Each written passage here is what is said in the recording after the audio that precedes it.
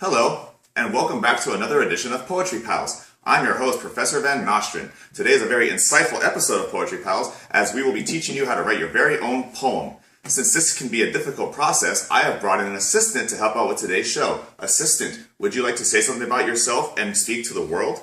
Hello world, my name is John. I'm a graduate student. That's great!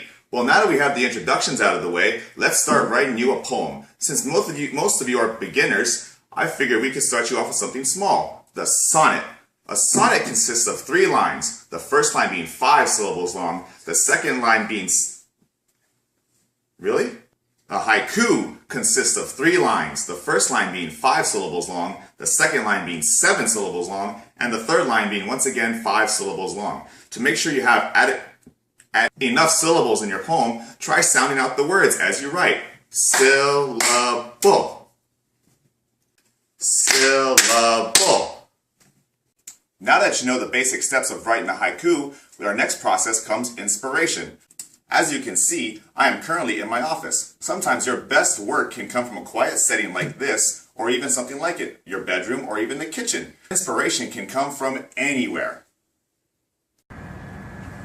Wow, just look at everything around me. Isn't nature beautiful? Sometimes, to escape the hustle and bustle of working over at the college, I like to come to nature to clear my mind and get some peace and quiet. And when that happens, wow, look out, inspiration strikes and you're ready to write your very own poem. You can write your haiku freehand like this, or you can type your haiku like this. Congratulations! You have successfully learned how to write a haiku. Now comes the real fun part, reciting it to your peers. One of my students was so eager to share his or her poem with you, I figured why not do it on the show so you can have an example, and maybe you could be the next Jack Frost. Who? And maybe you could be the next Robert Frost. Thank you, ladies and gentlemen, for coming to tonight's College Poetry Jam. We have twice the audience we had last week.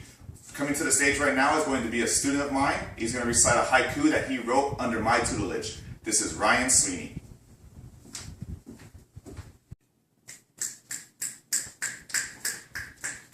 I'm Ryan Sweeney. This is my poem, A Free Spirit. I am a free spirit, with nothing to hold me back. My goals will be met.